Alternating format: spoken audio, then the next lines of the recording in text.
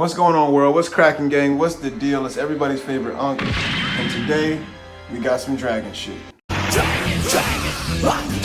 That's right, we got some dragon shit. We got the AF Studios A002 or the AF Studios Omega Shenron, whatever you want to call it. This is the Xeno variant of Shenron. I believe it's from Super Dragon Ball Heroes. I'm not sure. I have not made it too deep into the fanfic.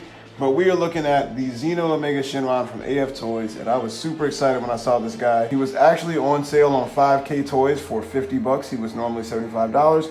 We'll just go ahead and get the MSRP out of the way at the beginning of the video. And if you guys are new to the channel, I always like to ask a question to everybody watching at home.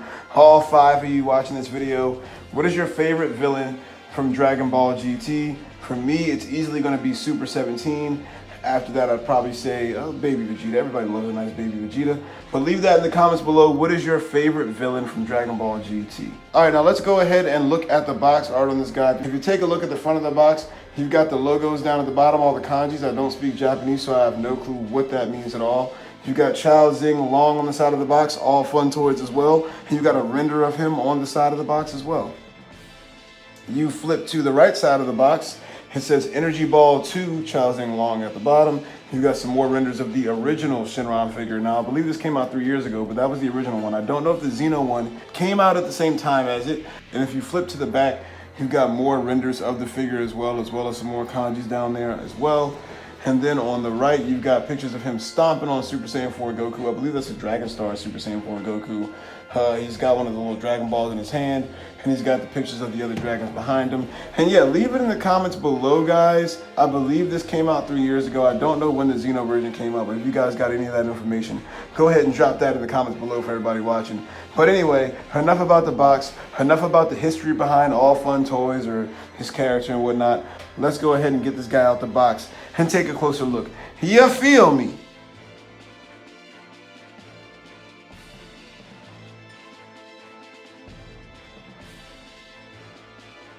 All right, now fresh out of the box, man, this guy looks super, super dope. And honestly, the sculpt on this thing is so impressive. I'm not gonna lie. The musculature, everything. The face sculpt is very, very nice. I'm loving the paint. Now, the whole figure is molded, like molded gray plastic, but the paint work, like the yellow lining on it, just looks so good. And I tried as hard as I could to find like, you know, a mishap in the paint, to find a little blemish, and everything is painted so uniformly and nice. They really took their time making sure that this figure was painted up well. And that's kind of one thing that you get over the normal version of Shenron. With the Xeno version, you get that yellow paint on him. The normal version is just all white. And from what I saw, it looked like it could have used a wash. But this one, man, this looks really, really cool. I love the little reds on his chest, the little Dragon Balls in the middle of his chest. Man, he looks really, really cool. And the spikes on the back and all around his body, the spikes are done very well as well. I have not seen this version of the Xeno Shenron, so I don't know if he's supposed to be shiny like this, but honestly, the shininess kind of works for him. The shininess kind of works. He's got that, you know, plasticky look, but in the light, it doesn't look too bad. I will say the feel of this figure, it's not too heavy out of the package, especially for a bigger figure. It's not very heavy. It's not as light as a Figurized standard model kit, but it does kind of give you a little bit of that vibe, especially where you can see the seams in the back of his legs kind of snap together. But I like the way that they did this figure, especially for a bigger figure. It kind of makes, you know, moving them around not as much of a chore when it's lighter. And this guy is lighter. He's not going to knock over and knock all your toys down on your shelf. I don't think so, at least. I think in the aesthetic department, this guy has well exceeded expectations from what I thought. I'm going to go ahead and give him a thumbs up in that department. All right, now taking a look at the accessories, he just comes with these 7 Dragon Balls. And, you know, I don't really know what I'm going to do with these. I'm probably not going to do much with them because they're so small and I don't want to lose them. I'll probably keep them in the box. They don't have the star on them either. I'm guessing that's for, you know, copyright purposes. So, you know, Bandai and Toei Animation don't come after All Fun Toys, because then it won't be fun for much longer. But yeah, you get the little Dragon Balls, that's it. So nothing crazy. I really wish maybe this guy came with the extra head sculpt, you know, extra faceplate to give a little bit more attitude. And instead of having that, you know, clenched fist, you know, maybe give us 2 clenched fists and 2 open fists. That would have been cool as well. Maybe a blast effect. But, you know, for what you get with this figure, it's not bad for a $50 price range. 75, I don't know, but 50, you know, you might have to think about that one before you take that plunge.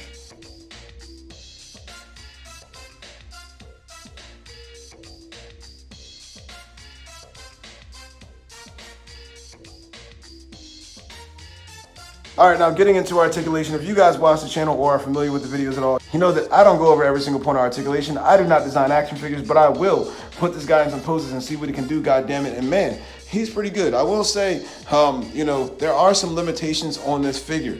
With it being a bigger figure, it's a little bit better than you would think, but there are some limitations. The head sculpt on this guy, it does spin almost 360. It probably would spin 360 if it wasn't for the sculpt. And it does hinge up and down, so we can look pretty far up and pretty far down. But the neck piece that's connected to the rest of his torso does not move at all, really. It moves up and down a little bit, but not side to side, so that really limits the way he can look. And it sucks really bad for, you know, dynamic posing and action figure photography and all that good stuff. But it's not too bad because there are some other things that are really good about it. The arms don't go up too far. The T-pose is kind of limited, but he's a bigger figure. The diaphragm joint's cool. I like that better than the ab crunch. It works. He does spin 360 at the waist. He gets the full splits in his legs as well. And the legs are really interesting because they kind of remind me of that SH Figuarts 3.0 technology they use on the Dragon Ball figures, because he's got that thigh cut right there where the superhero Gohan and the Goku have as well. But the hips are really interesting because they're hinged. The hips are hinged. They're not on a ball. Which is good and weird in some ways, but it works really good and he gets full splits out of a good range. Double jointed knees and elbows, but the joints are really ugly. That's the one big drawback about the range on this guy. Great range for how big he is and for a third-party company, but the joints look really ugly. Fortunately, you do have the spike on the knee to kind of hide the joint, but it doesn't work too well. Here's where I was a little disappointed until I got into posing him some. The calf does not swivel at all, and the foot does not swivel at all or hinge up and down, but the toes do hinge. And with this figure being lighter, it is actually very easy to get him to stand and get him into all sorts of positions. I'm not gonna lie, when I just strictly kind of moved him around without posing him, I was a little trepidatious. But once I started to play around with him and put him in some poses, as you guys can see here, I had so much fun, and especially just putting him on one foot. It's so fun to pose this guy around, and he really does look like $1,000,000. So for articulation, man, you know, he falls short in, you know, some very key areas as far as the ankles and the feet and the head. But, you know, oh, also no butterfly joints, didn't mention that. But, you know, I don't think you need them because you can get this guy in pretty much any pose. You know, you got to get used to it, but it's pretty simple and pretty easy, and everything is pretty smooth. The joints are tight. Yeah, he just kind of feels a little cheaper, but I'm not too disappointed in it because everything's tight and it looks good.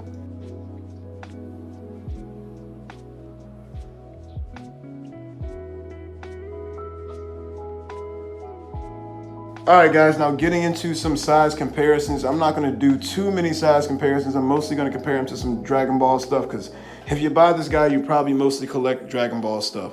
So we got him against the SH Figuarts Saiyan Raised on Earth Goku, the superhero Gohan with the 3.0 body, and the Super Saiyan 4 Goku with that 3.0 body as well. And of course, he is hulking huge over these heroes. He's a big boy.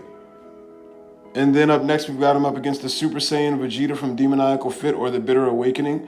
We've got him up against the superhero Vegeta. And we've also got him up against the 3.0 body Krillin. And again, he's hulking huge against these guys. Just wanted to get him against some of the heroes to see how he looked. We're going to take a look at him against some bigger guys here and really see how he scales. And we've got him up against the Imperfect Cell, the Super Buu, and the Full Power Broly. And the Full Power Broly is obviously the biggest guy here, but you can see Shenron kind of scales right under Super Buu. He's right at Super Buu's forehead. So I think he scales pretty good. He's going to be a big hulking guy and really attract some attention on your shelf. And for one more Dragon Ball comparison, we're going to put him up against some Dragon Stars. We've got him up against the Dragon Stars Broly from the Goku 2-pack. We've got him up against Janemba, who desperately needs a Figuarts figure. I don't know why they did not drop that one this year, but we'll probably get it next year. And we've also got him up against a custom End of Z Super Saiyan Goku. I used the Super Saiyan God Goku Blue Dragon Stars figure for that one. And just to put him up against some standard 6-inch Hasbro stuff, I've got him in here with a Red Ninja from G.I. Joe Classified, and also with the Valiburst Action Force Female Black Trooper, just to give you guys an idea of how he looks with some other 6-inch stuff. Didn't feel like pulling too much stuff out, but I think you get the idea of how this guy scales. He's going to be a big boy and he's going to attract some attention, that's for sure. All right, and for final thoughts on old Omega Shenron here, man, I'll tell you, look, this guy is good. He's really good. I was not expecting him to be this good when I picked him up. I was thinking, I'm going to go ahead and take a shot on this guy. If I don't like him, I can review him and always sell him. And I think I'm going to keep this guy. And you know what? I'm going to try and track down a white Omega Shenron and his powered down version as well. I really am eager to see if All Fun is going to make anything anymore, or if they are making anything. I mean, I know that there's a lot of third-party stuff coming up around the bin right now, like we talked about earlier, especially with Black Hole toys coming into the mix now with that Jiren that they showed off, that MUI Goku with the multiple Goku heads, and that Mystic Gohan with the Z Sword. So the third-party game is really interesting now, but enough about that. Let's get to the final verdict for real on this guy. Besides, a few glaring issues like the lack of accessories, no extra faceplate, no extra hands. The Dragon Balls to me are kind of useless unless you're just going to hold them in his hand. Besides where he severely lacks in articulation, like the feet, like the neck, like not having any butterfly joints. Besides him being very plasticky and shiny. Besides the model kit-esque feel and look in some parts, this is a very, very solid figure. Now for the $75 price point, that's debatable. Personally, I don't think so. I'd say $50 for sure. So I'm going to grade this guy as if he was a $75 figure because that's his normal price. So for $75, I can only give this Omega Shenron a 7 out of 10. Now look, that's the $75 price. I bought him for $50. And just to be clear, everything that I review on this channel, 99% of it I keep and I buy it because I want it. And because I like this figure, and I think $50 is a great price, and if you can still catch this on sale on 5K Toys, I advise you to do it. I'm going to give it an 8.5 out of 10. But what do you guys think if you have this figure? If you don't have it, are you planning on picking it up? Make sure to leave your favorite Dragon Ball GT villain in the comments below as well. I try to drop videos twice a week at least. I've also got the Permanent Marks podcast coming up as well. We've got a lot of wrestling stuff to talk about. But I appreciate you guys for watching as always. If you didn't like the video, feel so inclined not to like it, leave a negative comment, give me some feedback, give me some constructive criticism. Just give me some love, baby. Whatever you want to give me. But until next time, peace.